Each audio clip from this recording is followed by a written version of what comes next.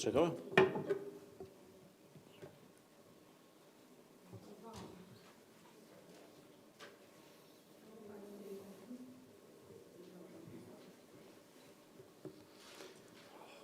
Почитувани представници на медиумите, почитувани колеги, добро дојдовте во владата на Република Северна Македонија, редовна пресконференција.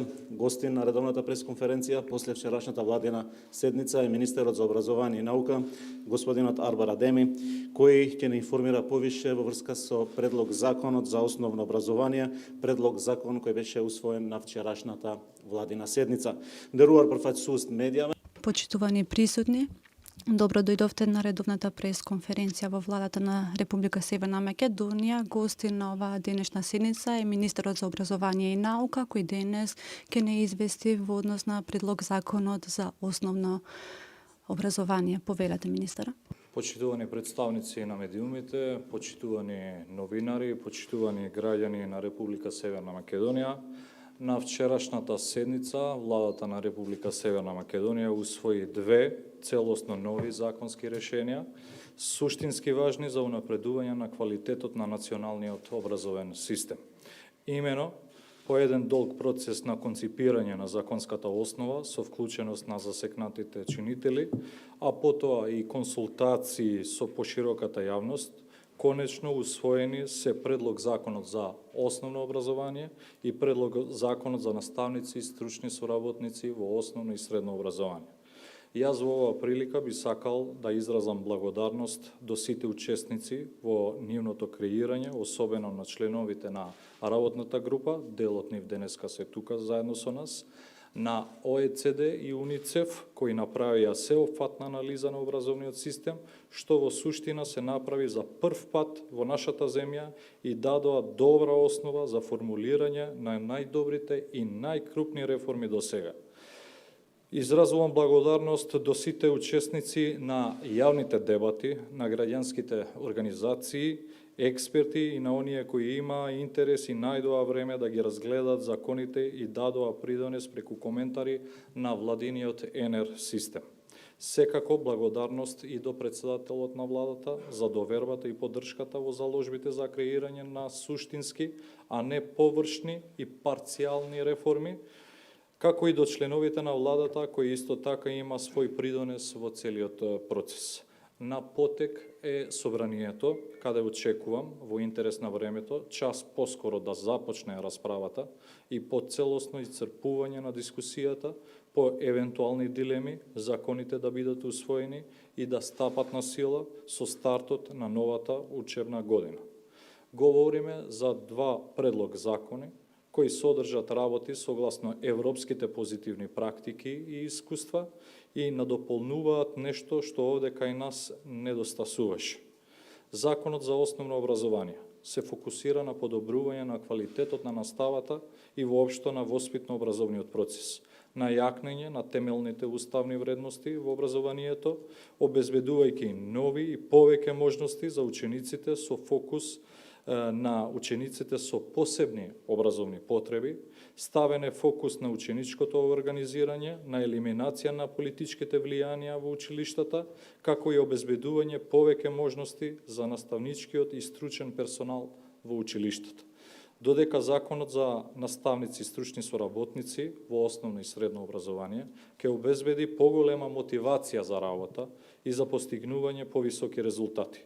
Нешто што за волја на вистината недостасуваше во изминатите години, затоа што наставниците и стручните соработници во текот на целиот свој работен век никогаш немаа можност за кариерно напредување согласно стажот и постигањата на работното место, што е основен мотив за дополнителен личен влог и заложба во работењето на секој поединец.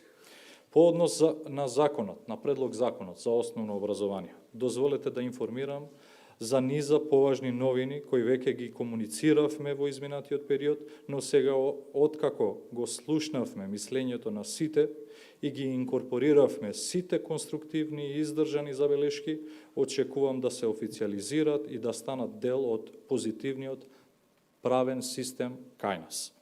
Прво, Од сега министерот ќе утврдува национални стандарди кои ќе бидат базирани на компетенции кои учениците треба да ги стекнуваат на крајот од секој период за време на основното образование во неколку подрачја, како јазична писменост, изучување други јазици, математика, природни науки, култура и мултикултура и така натаму.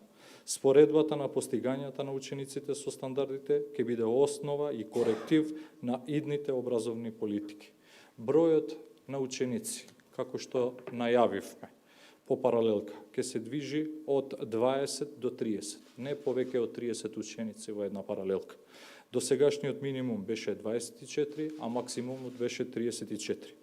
Комбинирана паралелка може да има најмногу до 10 ученици. По исклучок, а зависно од интересот на учениците, може да се формира и паралелка со најмалку 15 ученици, но само за настава по изборните предмети. За мене една од најзначајните работи е унапредувањето на процесот на инклузија на учениците со посебни образовни потреби или со попреченост. Законот предвидува целосно вклучување на сите ученици со попреченост во редовните училишта. Од учебната 2022-2023 година. Посебните училишта повеќе нема да запишуваат ученици и овие установи ќе прераснат во основни училишта со ресурсни центри кои ќе помагаат за спроведување на целосна инклузија во редовните училишта. Учениците со најтежок вид попреченост ќе можат дел од наставата да ја продолжат во посебните училишта со ресурсен центар по нивна или желба на нивните родители, а согласно препораките на меѓународната класификација на функционалности. Следно, ова законско решение обезбедува можност за организирање и остварување на основното образование во здравствени установи и домашни услови за ученици на домашно и болничко лекување подолго од 3 недели. Понатаму, законот става фокус на принципите на недискриминација по сите основи и во секоја фаза на основното образование, од упис до завршување, спречување на насилство и девијантни појави, почитување на мултикултурализмот и толеранција кон различностите. Понатаму, за прв пат учениците добиваат основ за организирање во заедница на паралелка и ученички парламент. Учениците морат да учествуваат во креирање на политиките во рамките на училиштето каде што се запишани. И ова го овозможува, со законското решение се овозможува организирано, но и посилно застапување, заштита и остварување на нивните најдобри интереси. Едноставно кажано, ќе имат удел во раководењето со училиштето и носењето на одлуките кои ги засегаат. Учениците ќе добиват подршка во делот на професионалната ориентација, што е многу важно за нивно правилно насочување во иднина и целосно остварување на капацитетите кои ги поседуваат. Значително се унапредува и квалитетот на процесот на исхраната во училиштето. Се воведува можност за финансиска поддршка. За прв пат се воведува можност за финансиска поддршка на учениците само за учество на меѓународни ученички надпревари. Министерството ќе доделува средства за котизација и пат на најмногу 6 ученици и 3 ментори на еден конкретен надпревар од област на математика, информатика и природни науки. До сега учениците добиваа средства од после, само доколку освојат едно од првите 3 места. Часовите по предметот спорт и спортски активности, физичко образование, ќе ги реализират стручни наставници, тандеми на оделенските наставници заради поквалитетна настава. Законот утврдува дека половина од траењето на зимскиот распуст на учениците се платени неработни денови за наставниците и не се засметуваат во нивниот годишен одмор.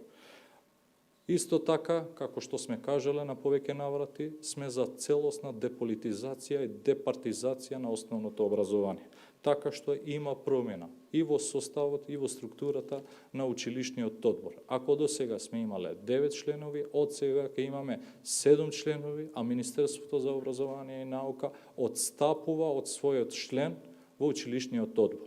Така што структурата ќе биде следна: 3 представници од редот на наставниците и стручните соработници, тројца представници од редот на родителите, чии деца се запишани на тоа училиште, и еден представник од основачот. Кандидатот за директор, кој добива мнозинство гласови во училишниот одбор, само тој ќе биде предложен, еден кандидат ќе биде предложен за именување до градоначалникот, кога општината се појавува како основач на основното училиште. И градоначалникот во рамки на утврдениот законски рок мора да го именува кандидатот кој имал мнозинство гласови во училишниот одбор. Ако тој рок ќе биде испуштен поради било која причина од страна на градоначалникот, министерот за образование и наука е приморан тоа лице кој добил мнозинство гласови во училишниот одбор да биде именуван како директор на училиштето. Од она што правично беше дел од законското решение, а по консултации со јавноста и по сугестии од ОЕЦД, УНИЦЕФ и Светска банка, нема да има намалување на часовите, имајќи предвид дека и онака во моментов нашите ученици имаат над 900 часови помалку од нивните врсници во развиените европски земји, што е рамно на 1,5 година помалку образование. И нема да има рангирање на училиштата согласно постигнатите резултати, што може да создаде неправден третман кон едни наспроти други училишта. Кога сме кај законот за наставници и стручни соработници во основно и средно образование, дозволете да ве известам дека и овој закон едногласно е поддржан вчера во вчерашната седница на владата. Ако до сега сме кажале дека нема мотивирани наставници, немаме мотивирани стручни соработници, со овој закон им овозможуваме професионален и кариерен развој, што директно влијае врз мотивираноста на наставниците и стручните соработници. Се предвидени конкретни скалила за унапредување, каде ќе се оценуваат според нивните постигнувања, достигнувања и резултати. И така тоа влијае и од фискален аспект, и од финансиски аспект, така што со секое унапредување е предвидена и поголема плата за наставниците кои се унапредени во конкретно скалила. Очекувам да имаме конструктивна дебата во собранието. Очекувам со сите политички партии представени во собранието на Република Северна Македонија да имаме конструктивен диалог, конструктивни советување, разгледување темелно на сите законски решенија кои се предложени од наша страна. Бидејќи ова не го правиме за себе. Јас сум Арбер Адеми, јас сум член на Демократската унија за интеграција и ова воопшто не е битно.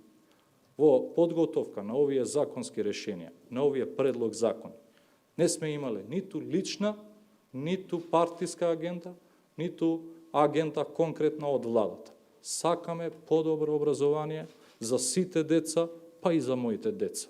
Затоа очекувам да имаме плодна дискусија со сите политички партии, планирам да имам средба оделни со сите политички партии представени во собранието и овој голем чекор да го направиме заедно, бидејќи се работи за суштински ептен, суштински реформи.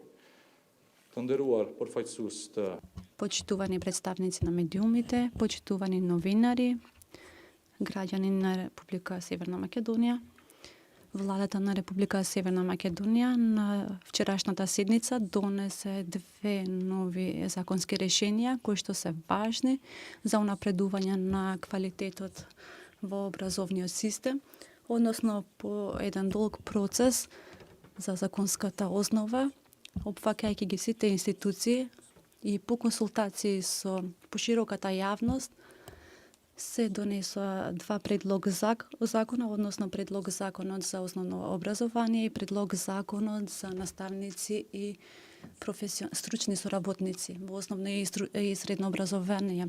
Сакам да им се благодарам на сите учесници кои што придонесоа за подготовка на овие 2 закона, особено членовите на работната група кои што се денес со нас, представници на ОЕЦД и УНИЦЕФ, кои што остварија една сеопфатна анализа на образовниот систем, кој што се спроведе по прв пат во нашата земја и според податоците кои што ги добивме, ние направивме големи реформи до сега.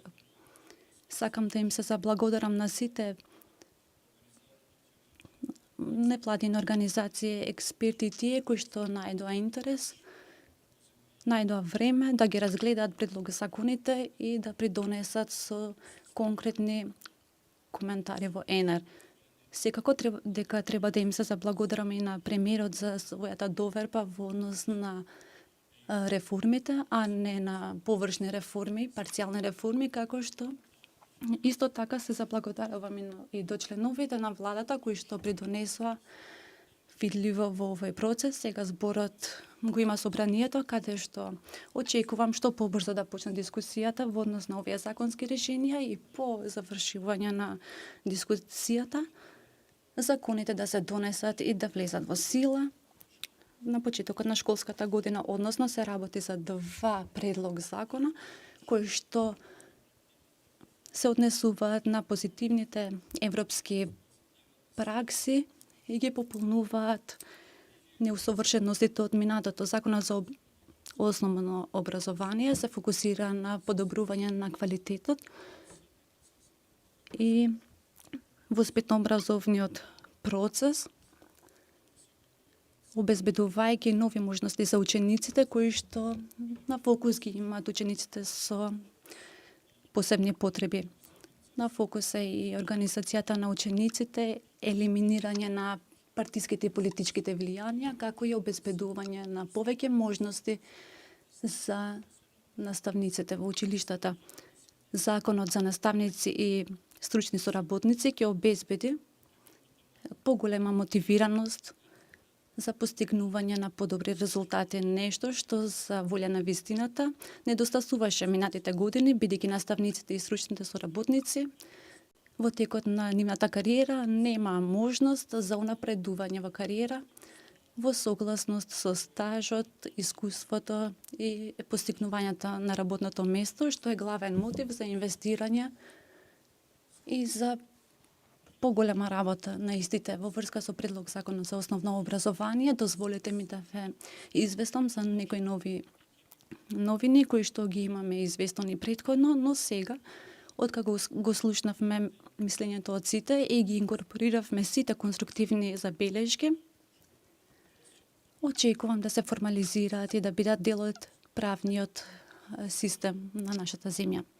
Најнапред, во предлог законот се предвидува дека премиерот ќе ги утврди министерот ќе ги утврди националните стандарди кои што учениците треба да ги постигнат во однос на областите кои што ќе треба да ги постигнат.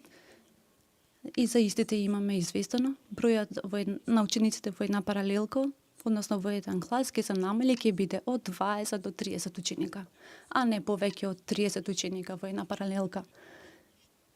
Минимумот до сега беше 24, а максимумот беше 34.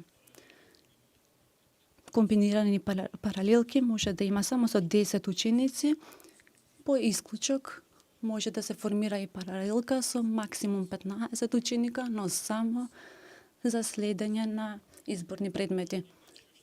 Како едно од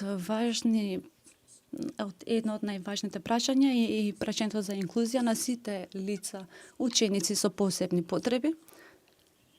Законот предвидува инклузија на сите ученици со попречености во редовни училишта, така што посебните училишта и посебните паралелки ќе се трансформираат. Посебните училишта ќе бидат трансферирани во центри за помагање, така да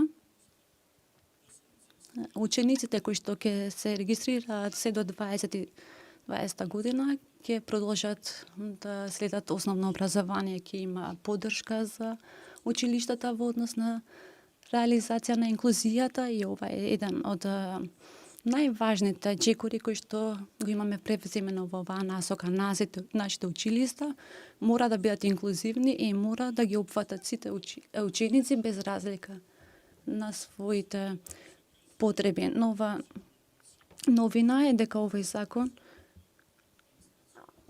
обезбедува да се одива настава и во домашни и здравствени установи за учениците кои што не следат училиште повеќе од 3 недели.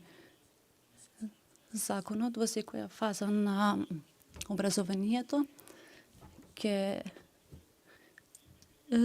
биде за да нема дискриминација и да има толеранција.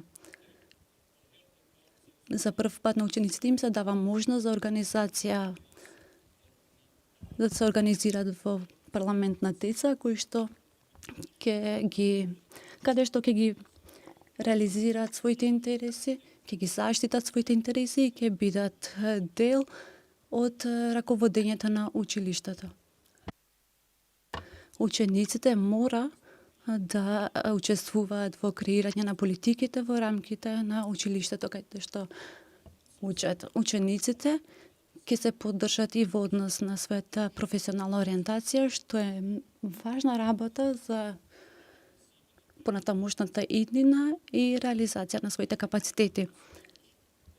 Исто така се унапредува и квалитетот на процесот на исхрана на учениците. Со ова законско решение се дава можност за финансиска поддршка на учениците за учество на меѓународни надпревари. Министерството ќе издвои средства за транспорт за максимум 6 ученика и 3 ментори од областа на математиката, информатиката и природните науки. Се досега учениците ги зима овие средства по завршување на надпреварот само доколку освојат едно од првите 3 места. Голема промена е дека часовите за физичко воспитание ќе се остваруваат од плюс 1 стручен соработник кој што ги организира, кој што ги остварува часовите на квалитетен начин. Исто така, за време на зимскиот одмор, тие денови нема да се земат в предвид. Исто така, ние предвидовме деполитизација и департизација на основното образование и ова решение едногласно се поздрави од моите колеги. Советот на училиштата на место 9 членови ќе има 7 членови и структурата ќе биде како што следи: 3 представници од наставниците и стручните соработници, 3 представници од родителите и 1 представник од основачот, а како основач најчесто се појавува општината. И во однос на изборот на директорот имаме новина: кандидатот кој што аплицира за директор и ги исполнува условите и кој има мнозинство гласови, само тој ќе се предложи за да се именува како директор.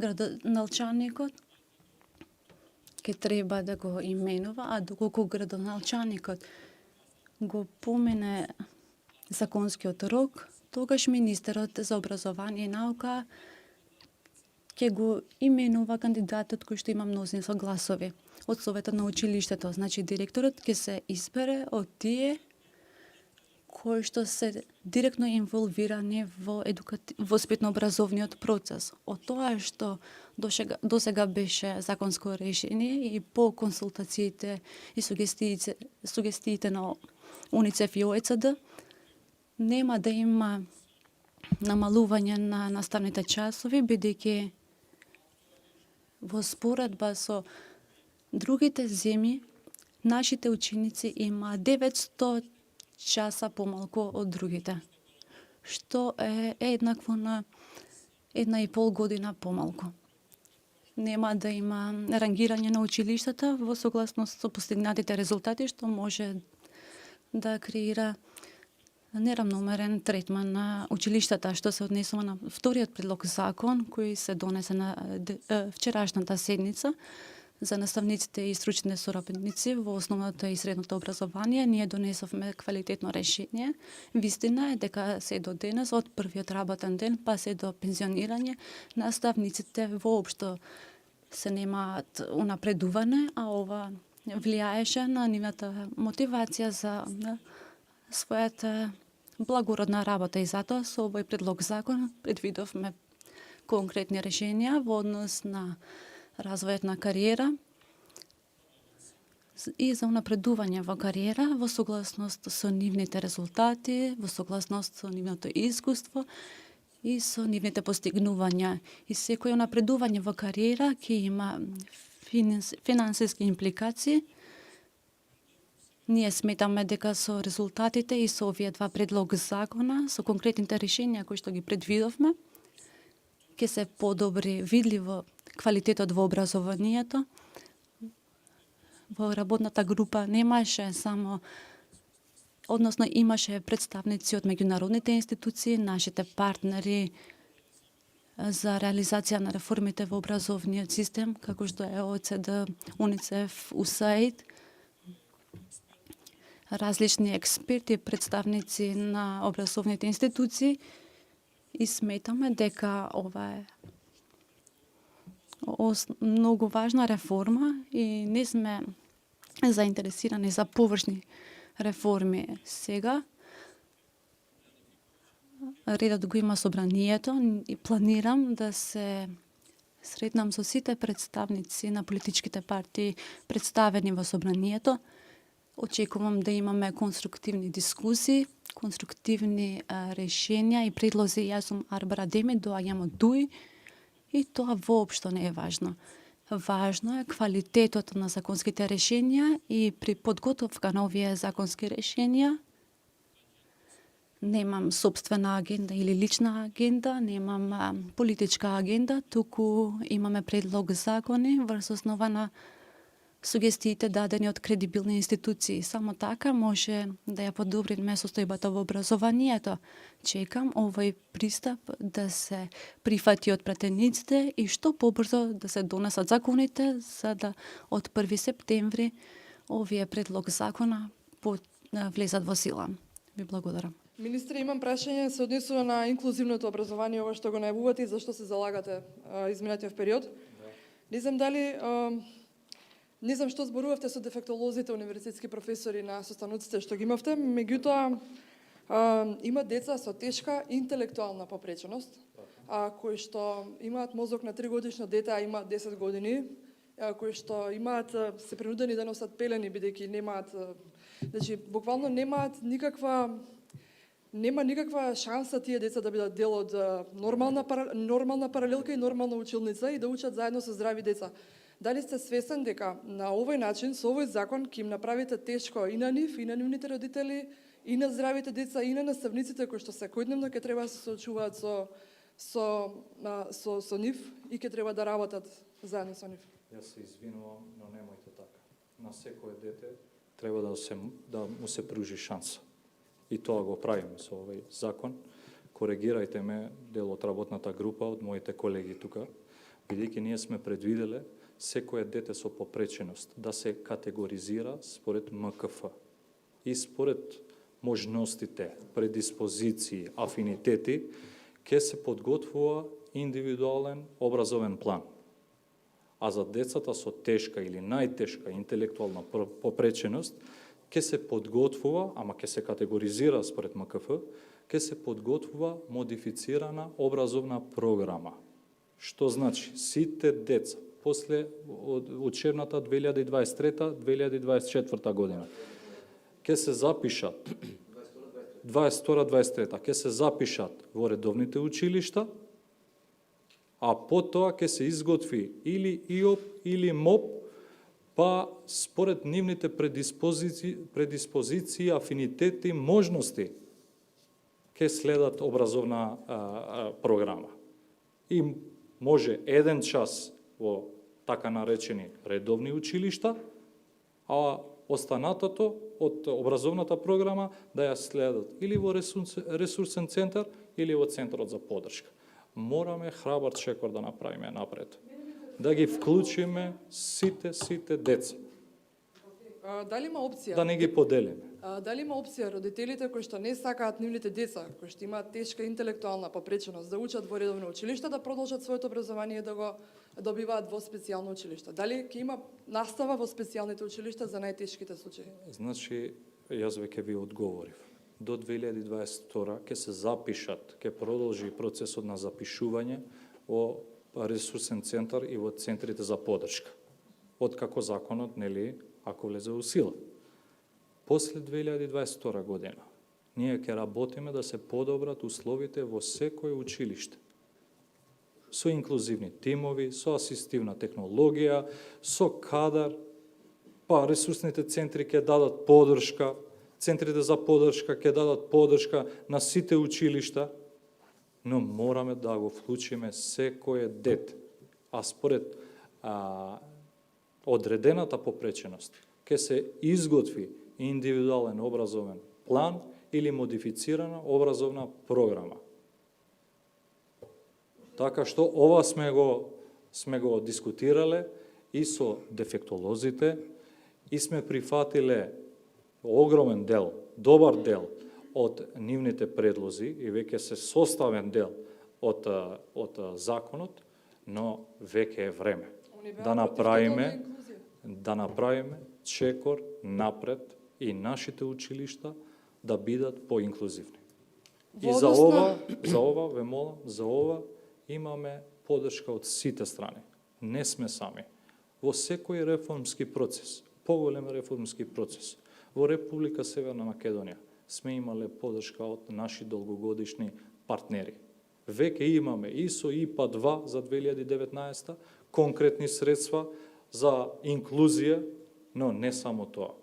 Во сите страни ќе бараме поддршка и од владата и со средства од буџетот за да се имплементира доследно овој концепт на инклузија која е предложена тука. Потенциравте дека ќе има зголемување на платите, односно на наставниците, односно дека ќе ги стимулирате, нели, согласно нивните напредувања. Како тоа ќе се изведе, како е предвидено со новиот закон за наставници? Да. И за наставниците, но и стручните соработници се предвидени конкретни скалила.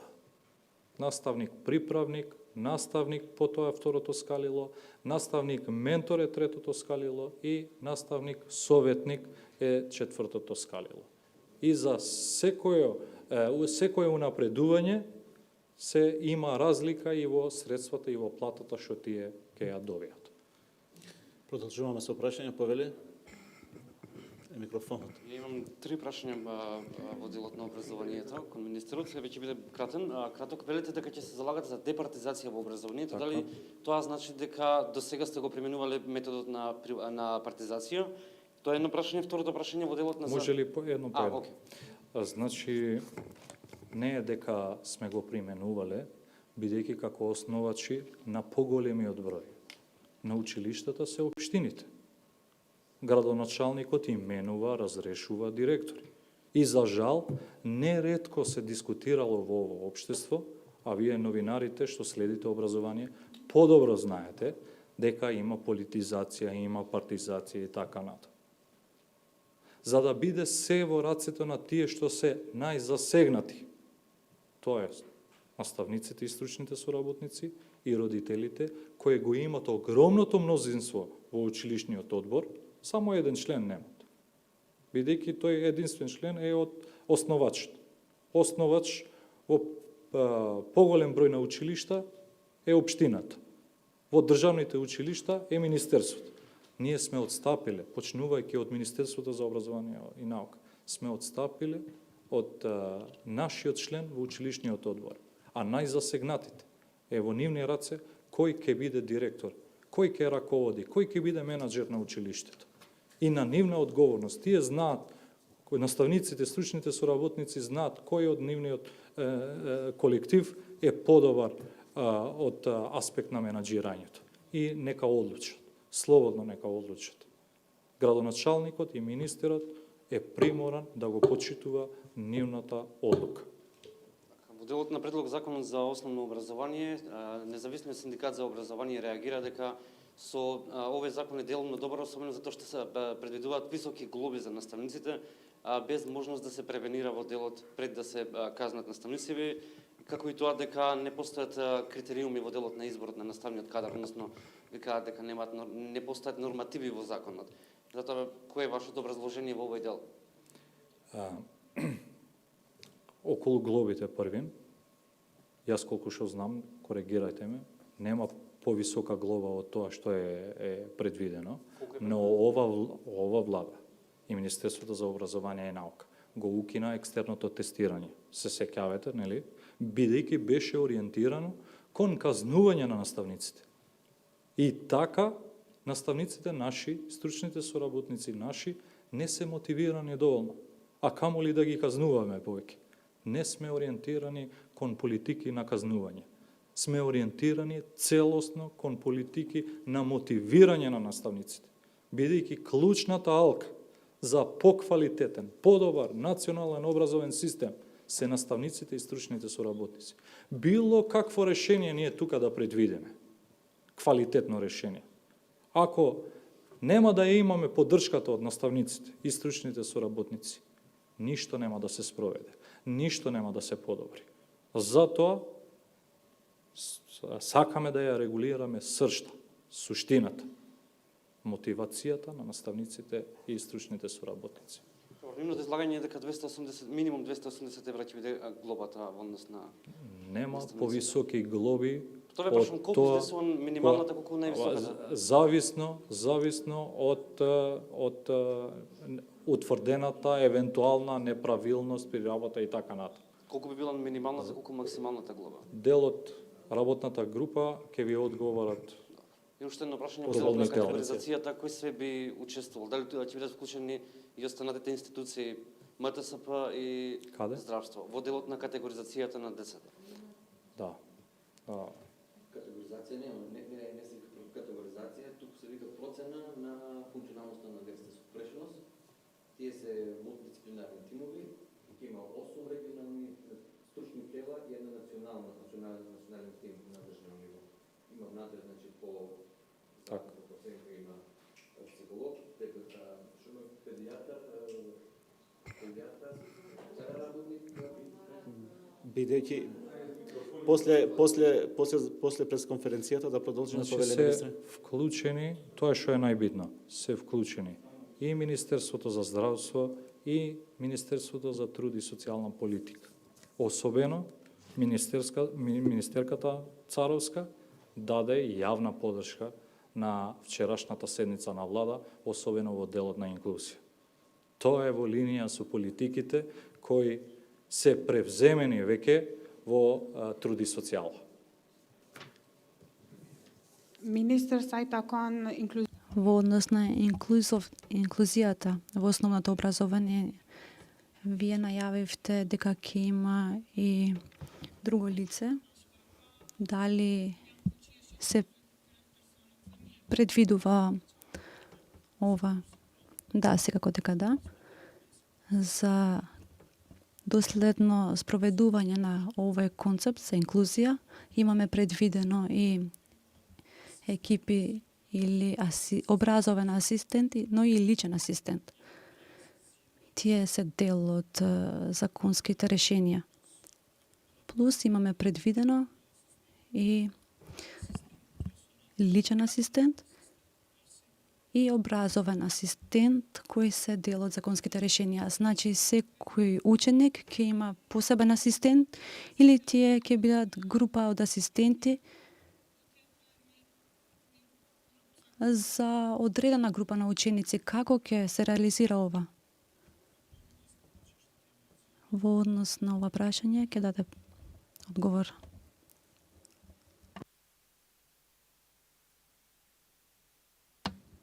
Асистенти и лични и образовни асистенти е предвидено со законските решенија. Инклузивни тимови плюс и асистивна технологија. Според и ОПОТ и МОПОТ. Продолжуваме. Лидија само да одговори. Повеле. Лидија. Во однос на личните асистенти, има разлика помеѓу лични и образовни асистенти. Образовните асистенти се лица кои што ќе седат, ќе им дават образовна поддршка на учениците и тие ќе бидат со високо образование и ќе бидат од факултетите на специјална едукација и рехабилитација, педагошките, наставничките факултети, сето оно кое што е во делот на психологија, педагогија, специјална едукација и рехабилитација. А во однос на личните асистенти, тоа се лица кои што всушност ќе му помагаат во одржување на лична хигиена, во однесување од едно место до друго, поддршка движење во училиштето. Продолжуваме со прашање. Повели. Прашајте слободно. Во делот на образовните асистенти, ако може да објаснување, бидејќи да е дел од оперативниот план на владата, меѓутоа е проблем бидејќи го спроведуваше се до сега UNDP, а остануваше на волјата на градоначалниците да одлучуваат дали ќе потпишат таа одлука за да им се додели образовен асистент. Ако случај имаше во Илинден сега скоро, градоначалникот одби да потпише дел од таа документација со која треба да добие образовен асистент. Лидија? Сега беше не само на UNDP, него тоа се спроведуваше заедно во рамките на оперативниот план за општествено и корисна работа. Меѓутоа во самиот закон веќе личните асистенти и образовните асистенти се институционализирани. Тие ќе бидат дел од наставниот кадар, значи ќе бидат предвидени како дел од наставниот кадар, ќе бидат вработени, ќе ги користат сите бенефити како вработени во самото училиште за образовните асистенти точно и се додека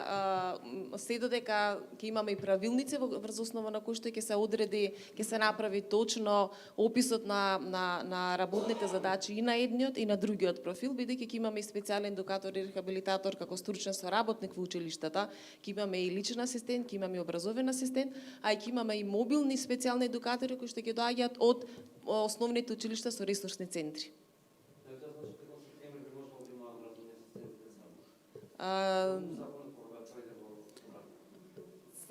Се уште не можеме да кажеме дали ќе бидеме спремни од септември согласно законските можности, меѓутоа сега кој UNDP, односно со начинот постапката како што сега што одеше, сигурно дека ќе продолжат да имаат децата образовни асистенти, нема да останат без нив.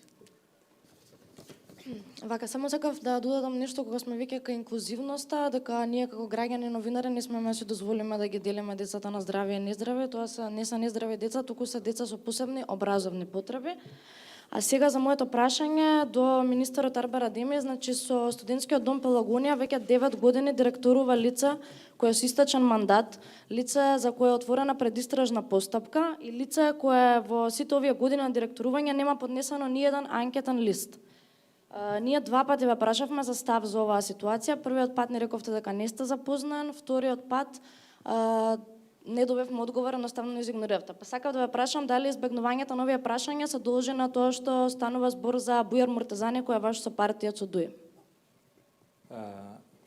Колку што се сеќавам, имаше јавен оглас, но и тој јавен оглас имаше некои забелишки од наша страна, од правен аспект, и затоа сме ги задолжиле да има повторување на јавниот оглас и да се избира директор според сите законски прописи.